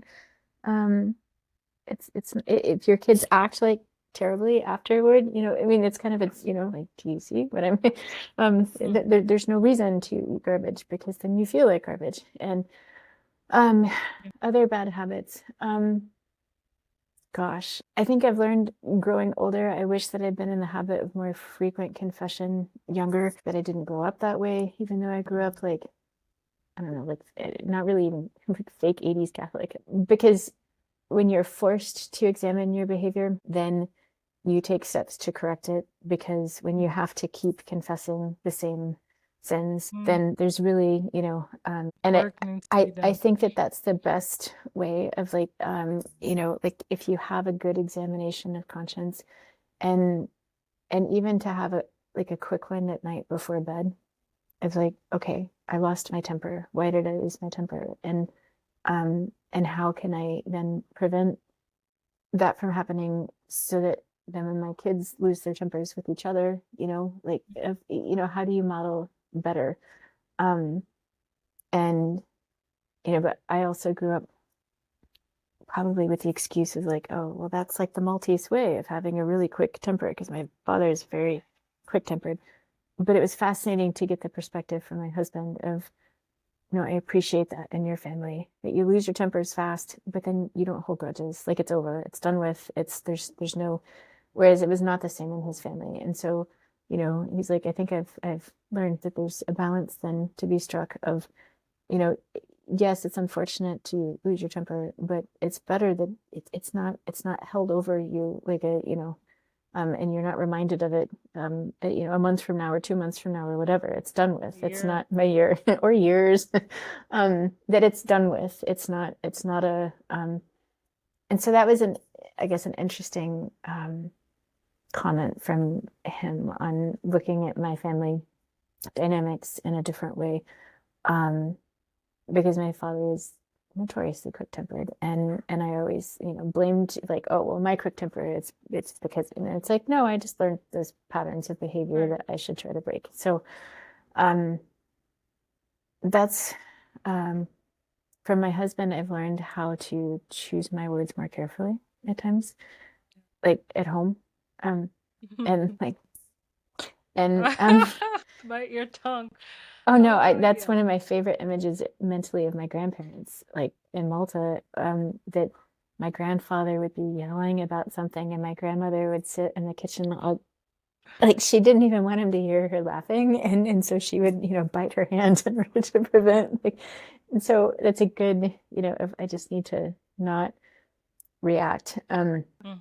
And because I used to have the very bad habit of being very sarcastic, like always very quick with witty and sarcastic comebacks. And, those aren't Hmm. exactly very healthy for small children, or, like, or in teaching them not to talk back, or in teaching, like lots Hmm. of different things. And so I really had to learn not to be the smart aleck, which was hard for me, Yeah. because that's, You're um, used to that. That's kind of, it's been a part of you. yes, So, for a long time. So that's, I think breaking the habits, breaking, your bad habits that you honestly are, thank God we're Catholic, that you're able to see more frequently, I guess, yes. when you are in the practice of more frequent confession, and then it's helpful, especially if you have a really good examination of conscience. Like, Yeah. I went to a women's retreat once with old friends, and I remember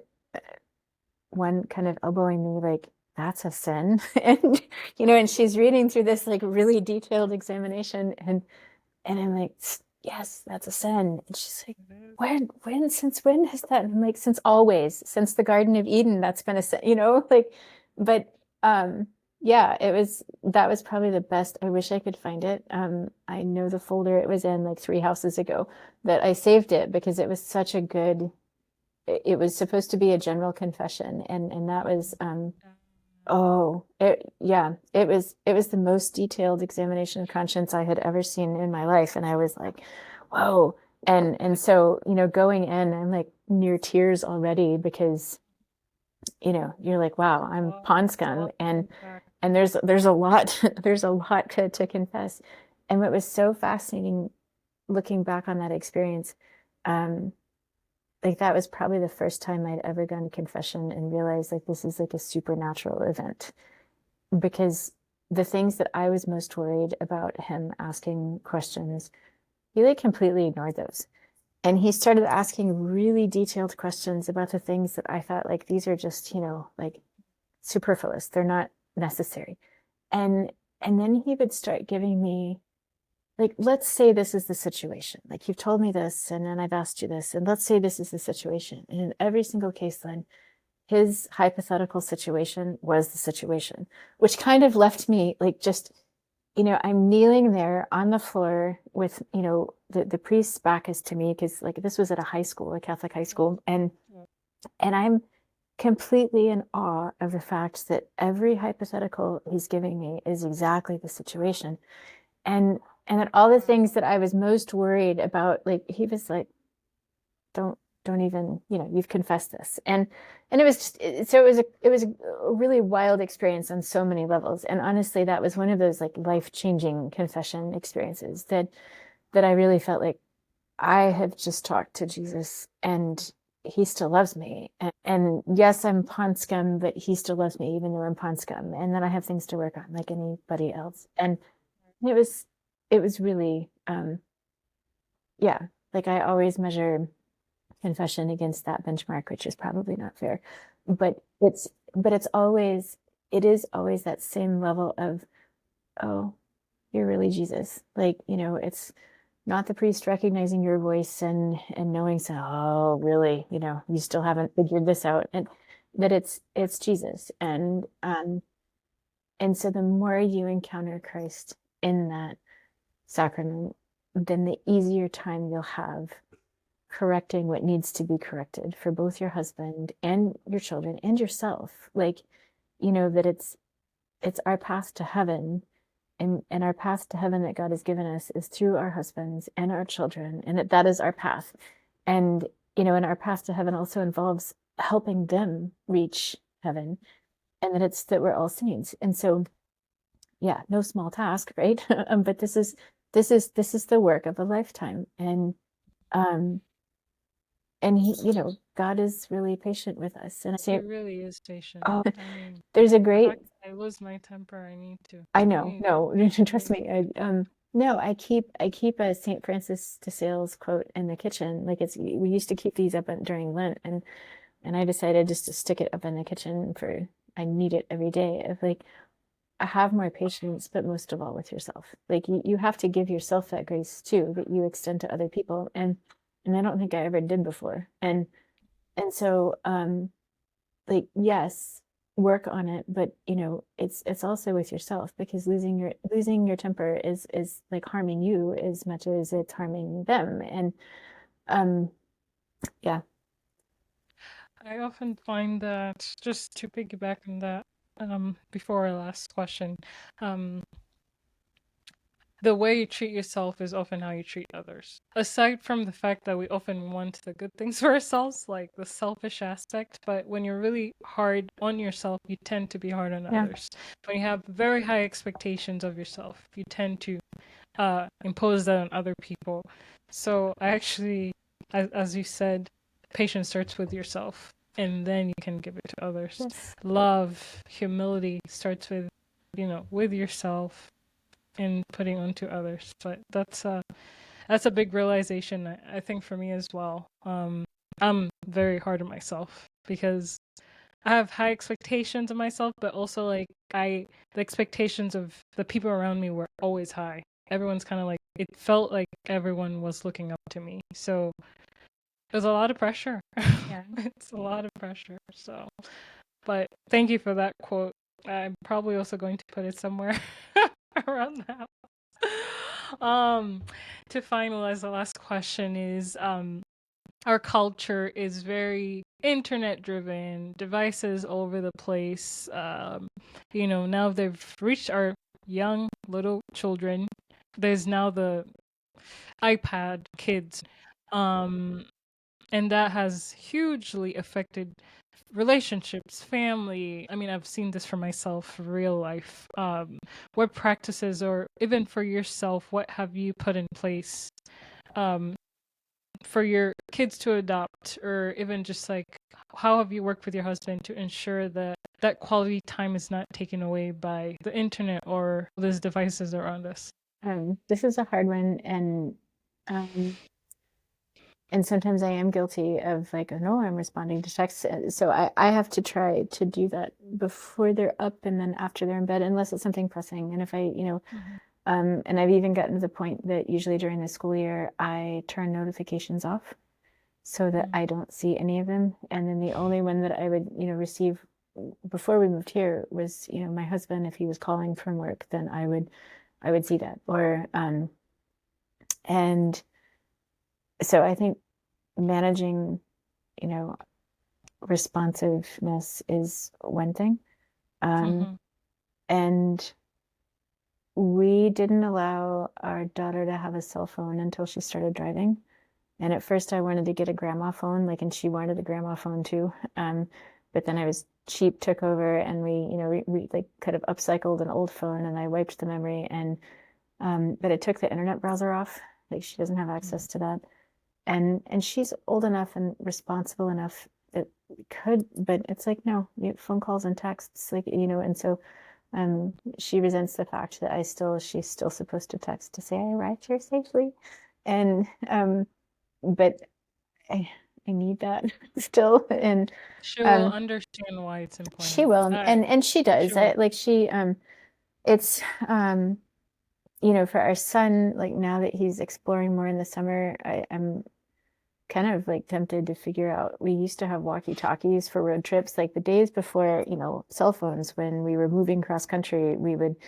um we would use walkie-talkies from car one to car two. And so so I'm kind of thinking, Nice. like, maybe we should like figure out if we can get it, because I don't want him to have a phone in his hands. Like, and he's like, I don't want a phone, because I see those weird teenage boys, like some of the altar servers, right, who like now have phones. They're glued to it. And it is highly addictive. And I mean, talk about like doing anything you want all the time, right? Like, you get to direct all of it, and it's frustrating um, to see really young kids who are um, slaves to a screen already. Mhm. Um, it's also frustrating. We would meet colleagues, and we would go ahead and invite them, like, oh, bring your kids, we'll play with ours. And in my husband's last job, and they couldn't make eye contact. Like, they don't know how to have a conversation anymore. Such It's anxiety. well, but then they would also leave early and go sit in the car so that they could watch movies on YouTube or whatever. And you're like, you'd let your kids. I don't know. It's bizarre. But then, going to the grocery store, you see a 2-year-old with a screen, and I admit that I'm sure that's easier than, like, I had to dance around the grocery cart when my kids were little to keep them engaged, and so that we could, like, but you make eye contact, and you say, oh, like, play I Spy. I mean, there's, 1,000 different things you can do, but there's nothing that crushes me more than seeing a little kid at the grocery store abandoned to a screen, so that, like, yes, it's necessary to get your shopping done, but not at that cost, right? Mm. And it's never at that cost. Or to see, not too long ago, I saw a young man walking his daughter, and he was pushing the stroller with a screen in front Oh. of him. And then I looked in to see the baby, and she also had a screen. And I thought, you know, what are we losing? So be like unafraid to be different. And it's always shocking when people notice that. Like, we were approached at a hotel when we had stayed for a couple of nights, and the waiter came over and said, I just want you to know that you really give me hope. Like, I love seeing your family because you're all talking to each other at the table over breakfast, and none of you has a screen. And if you look around, and he said, and the other thing that I noticed, like, I was just flummoxed that this man like came up to, say this. And he said, and I also noticed that you take time to pray together before you eat. And he's like, Wow. and I haven't seen that in so long that it reminds me that I need to make sure that my daughters know that we need to do the same. And it was, so don't be afraid of, like, Do the right of thing. doing the right thing. And, and even if your kids, like, it is bizarre to me that, if we're traveling and we go out to eat, that our kids will look around and they'll say, we're the only people who aren't looking at a screen. And it's really sad. Like, it's sad to see young married couples who are both Yes. Like they're not present with each other and they're not present with their children, um and what a strange place we live in, like culturally, Yeah. that this is the norm. Um but I'd say no, like it's not necessary for any kid to have a personal device unless they're out and driving, and even And then, even then, I think there is no need for a smartphone. no. Look, a kid does not need a smartphone. I They agree. really don't. No, Like, I would agree. um I swear, buttons, all you need to text and call. That's really the use of a phone at the exactly. end of the day. No, You know? it's, and it needs to, we need to kind of bring back, I don't know, the idea of grandma phones. And although I was never very good at texting until I had like the ability to use a keyboard, because I had friends who could do the number thing really well and I never could. Like I was like, this is Mhm. pushing the A button 3 times, or the what, like I can't do this. Yeah, It takes forever, um, and I was never very good at it. Um, but you're right. They don't need to be smartphones. Like even have you ever tried during Lent to grayscale your phone? mm-mm. Oh, it's, Wait, is it like a dark mode? well, not dark mode, like it's all in black and white. So I had learned I think this, that's what my husband did, and actually. so Very it's similar. amazing that it's so unappealing to look at that you really limit your time. And I used to have to switch it more because for maps it doesn't work. And so if you're having to use like GPS, then trying to decipher a map in grayscale is not the easiest. But if you don't have to use it for that purpose, then that was actually one of the weirdest things that I did when that really I then kept it that way because Mm, it it's not pleasurable. Like it's really funny how our brains work, that something as simple as grayscale kind of, yeah, yeah, changes everything. it does. um Mm, and so there are ways to limit your tech use, but the big thing is keep your family conversations free of, yes, and and devices and yeah, information. I mean, we have to use the internet, for school, and we do watch things together as a family, but we try to keep them themed. And Mm, we have science night and we have history night and we have, hold on a second. Okay. Sorry. And um, we watch documentaries together, and granted, we do have movie nights, but those aren't the primary. We try to keep it yeah, themed to what we're studying because, it can be used for education and for growth and for understanding and for learning, and it's not all just entertainment. And so I hope that my kids have understood that. Like, but we actually have like one night a week that's dedicated for a certain thing, and then we have family game night, but and there's regularity for that. Like I wish that I had learned that when they were even younger. That's very important for kids and for grown-ups too. yes, That I there's, actually think sometimes it's harder for us. oh, I love it Us though, because it's so predictable. Like one of the parenting books that I really love more than any, he talks about stress, and that, one way like of combating like how kids are overscheduled and here, and um that A, they need more downtime, and B, that they need the like patterns of regular, like Monday night means this and Tuesday night means this. And it was fascinating to hear my 17-year-old say, no, there's something really just lovely and comforting about knowing that it's Friday and that we're going to have homemade pizza and that we're going to do that, like that's like the evening, and that, and then we're going to watch a Saint movie, and then we're, like that's the pattern. Or that Tuesday night is game night, and what do we want to play this week? And he talks about it in terms of this guy his name is Kim John Payne, and I can send you the book, or you can borrow the Yes, book, but write it it's down here. awesome. And he talks about patterns of stress and how they affect children. And in reading his book in the beginning, it was fascinating because he described my kids perfectly, of like, this is baseline personality, and then this is how it's expressed when they're stressed.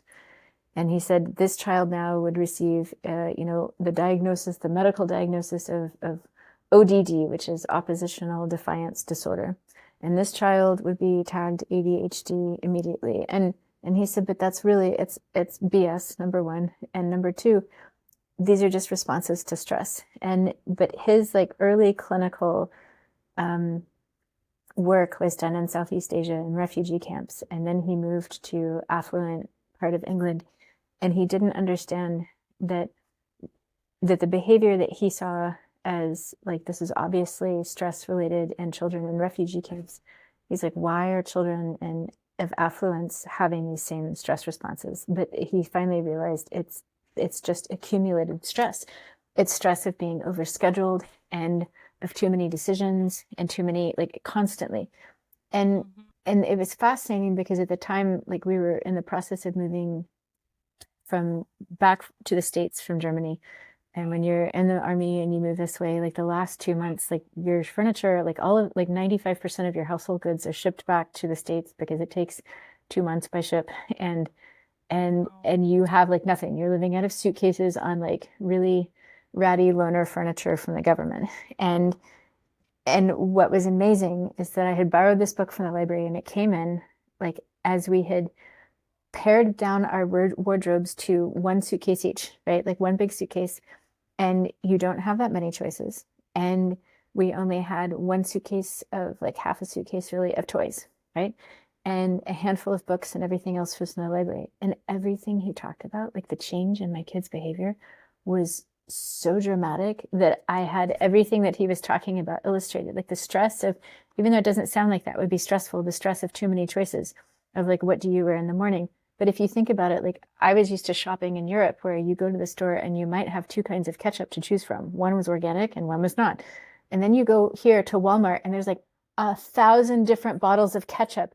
And not only do you have to choose the brand and organic and the size, but the size, like there's literally 1,000 bottles up there and it's so overwhelming. And you don't realize how overwhelming that is until you've lived differently.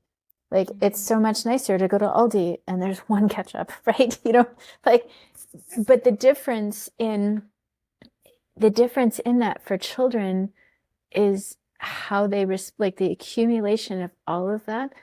And that's when they get snappy. And that's when my kids would act out when they were younger. And it wasn't so much the situation. It was just the response of there's too much of everything. And so I love a lot of his parenting philosophy of reducing outward stress, but also making certain things very regular. Like, you know, and he even talks about, you know, for the past 30 years or so, like the American philosophy is, oh, don't make Johnny think less of himself by telling him no or ever having to deal with anything that he doesn't like. And then you end up with college kids who need safe spaces, right? You know, that they can't process anything that's contrary to what they've been taught. And we don't have mental strength. No, but his point was to gain mental strength. Your kids have to have challenges that they don't like and regularly. So for one child, that's knowing that one night a week, Thursday night, we're going to have fish. And doesn't like fish. And I'm sorry, but you have like, because we as adults have things that we don't like to do, but if it's scheduled and you have to overcome that, then that's how you build resilience. And so I'm really like, there's lots of, the only thing I don't agree with him is, you know, he's like, oh no, limit how many books you have. And I'm like, we can't do that because you can't go to libraries anymore. And so we have to have more books than, but in every other way of like slimming down your wardrobe, slimming down how much you have makes life so much easier. Like minimalism. It's a whole. Yes and no. Like yes in regards to wardrobe, but I say no in regards to like saints on the walls, right? Like, you know, that you need beautiful things to inspire you. And I don't, you know, yes, there's a line of too much, but certain things like toys and clothes and choices of what do you want for breakfast? Do you want this or this or this or that? No, like 2 choices. And maybe sometimes there's no choice. You're having X. Like, you know, it's those things that that I didn't realize how stressful they were until we lived overseas and then coming back to the States. and thinking like, oh my gosh, I would rather shoot myself than shop at Walmart, right? You know, because it's overwhelming. And you don't really know that it's overwhelming going to a traditional American grocery store until you shop differently, and but that our kids are even more sensitive to that than we are. And so yeah, it's sorry, I don't even know how we ended up here. Yeah. The question was about devices. That's part Devices of and it how though. That is a we big part try of to it yes, of it's regulate necessary and it's usage. frustrating. It's it's frustrating knowing like A, what your kids can be exposed to even by accident, and if you aren't careful, and Yes. um, but also of just how it can alter their personalities at such a young age that it's like constant dopamine addiction of having something moving in front of you, and then their inability to turn that off. Sit still. Yes, Being like able to be okay with just be quiet, being still. being bored is important. Like it's only through Yeah. boredom that you learn a lot of things as a kid, and kids don't know how to be bored anymore. No. No. Not if you're on the like glide path of what normal looks like, and unless you've taken the off ramp from that intentionally already. Um, Mhm. but So would you say that you check in with your kids? Because as you said, you can be intentional, put all kind of measures, and not to be controlling, but really to guide, to protect their innocence, their hearts, their minds. Um, but even then, we know that kids could easily be exposed to things they shouldn't be seeing at their young age. So do you check in, or because you homeschool, you're able to observe and see if something's off? I'm able to Um, see, and then I've like my kids also all go through a very scrupulous period at starting at age 12 for some reason. I don't know why. And so I knew with my youngest, um, I think he was 10, and we were out shopping, and Belgium, um, is still like you would have an ad in the mall for, mm, perfume or whatever, and the poor woman's naked, right? I mean, like that's just normal. All of a sudden, I felt his little hand in the small of my back, and he said, "Mom, hurry, just come this way." And he said, "Quick, quick, I don't want you to see it. I saw pornography in the store." And I was like, "Wait, what are you talking about?" And he's mhm. like, "Quick, we have to hurry. We have to get out of here." And so I was really touched that he knew, like, okay, avert your eyes. And we've Wow. we've gone through like the, good pictures, bad pictures, but I was really shocked that he responded so forcefully to, quick, we got to get out of here. And so, Mhm. they've both seen things occasionally. Like it's so awful that going to a pool is like a near occasion of sin. but Oh yeah, pretty but much. my poor son was just like, "Mom, I can't believe you wore that. What are you talking about?" He's like, "Your bathing suit like comes down to here." And I'm like, "I bought like the grandma bathing suit from Land's End. It's not like in any way." And he's like, "I can't believe you wore something so immodest." And I'm like, "Oh my gosh." And I'm like, "Child, do you not see that the woman next to us is wearing a string bikini?" And he's like, "But that's not my mother." And so like he was just very adamant that like so I had to put on my t-shirt and we had to go. And so when you have your finger on the pulse of those things, then you can gauge very well, I think, um, and just normal response of how things are. And we try to have conversations about those things. And like I said, "I'm sorry that you saw the ad of the woman who was, nude, obviously, but some things were covered." And he was like, "It was all there." And I'm like, there's a yes, we see, and he's like, "It's different. It was not like we see in a museum. Like if you see a woman and a painting in a museum, then I'm going to avert my eyes." But that's not as shocking to him as Mhm. it was seeing this larger than life advertisement.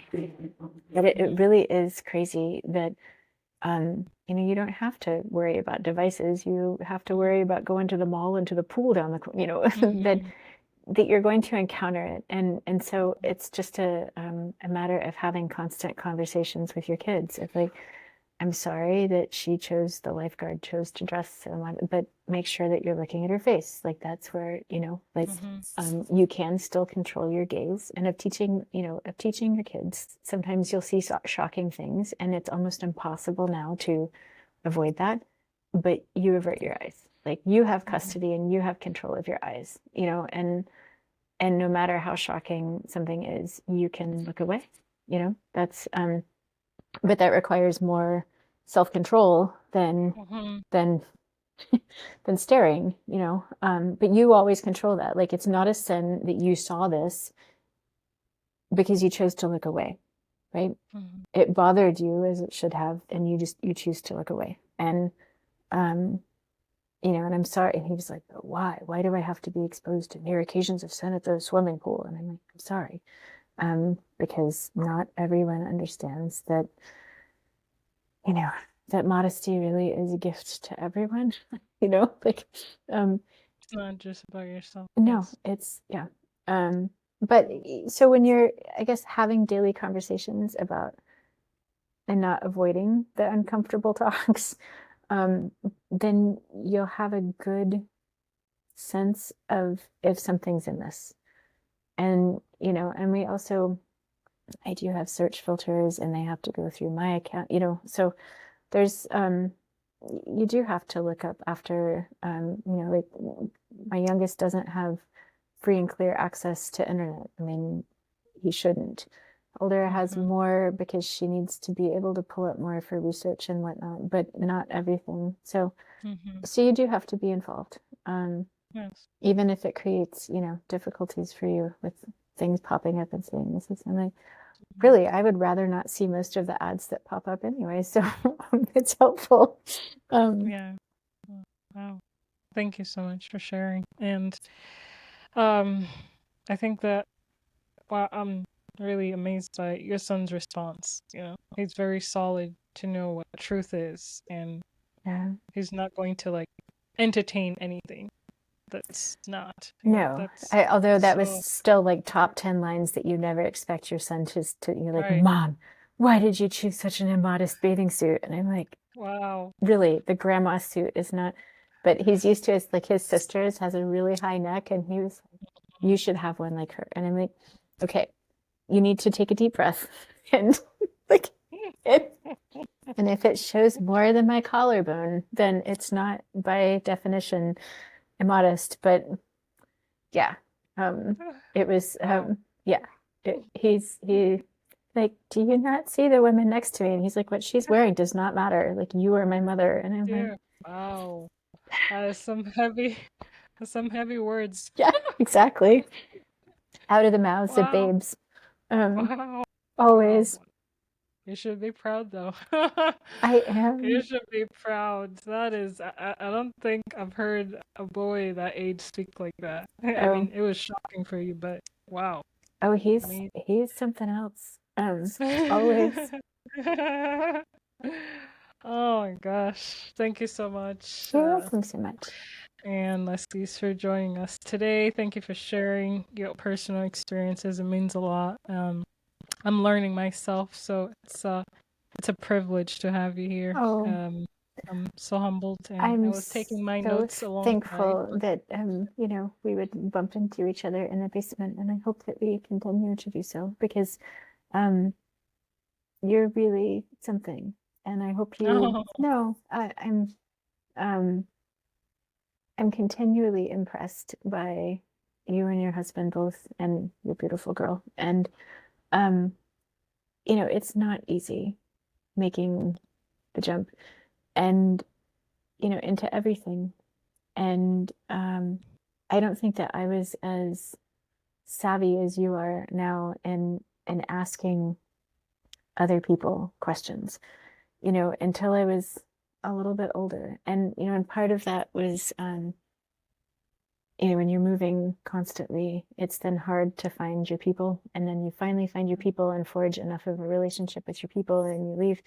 Um, and so it requires, a lot more work in that regard. But to surround yourself, like you and your husband both know, like surrounding yourselves with a good community is necessary, and it's necessary for your own sanity, but it's also necessary for your own growth. And I've been really blessed to have a number of really dear friends who've shown me everything. Like I even us finding tradition in the church was through friends who at first we were like, what? And and and I'm always so incredibly thankful to have like really good friends who pull us along for the ride and who shove us through doors when necessary, um and who teach us like how to do better for ourselves and our families. And so it's always like my best friend is, my homeschool guru and my parenting guru. And, I'm thankful that her kids have a couple of years on mine. Like her family is wider and they start younger. And so I'm always able to benefit from her advice and from her experiences in the same way. And so you're already doing that. Like you're already you're light years ahead of where I was at your age and your stage of like marriage and family life and motherhood. So you're doing all the right things. Thank you so much. You're Well, welcome. you're here educating us. We're privileged to learn from you guys what to do better. But every generation has their own struggles they have to work through, and if you don't build your foundation right, it's gonna fall apart really quickly. Everybody has that though. Like Yeah. they're just the differences are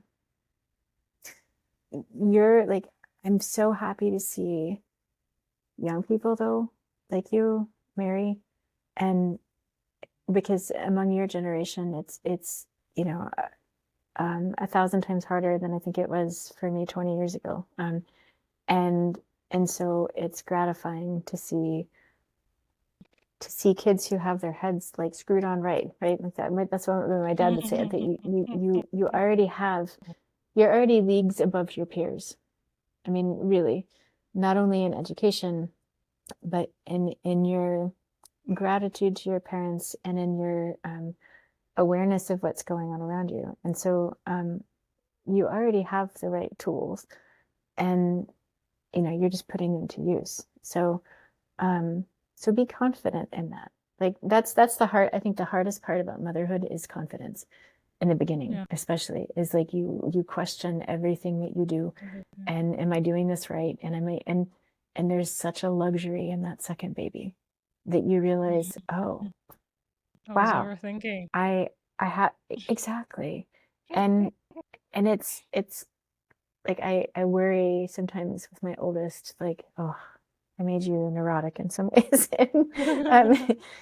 Because she very much like she overthinks absolutely everything. And so I think there's a luxury in that second baby and the third and fourth, God willing, for you, that you trust yourself more.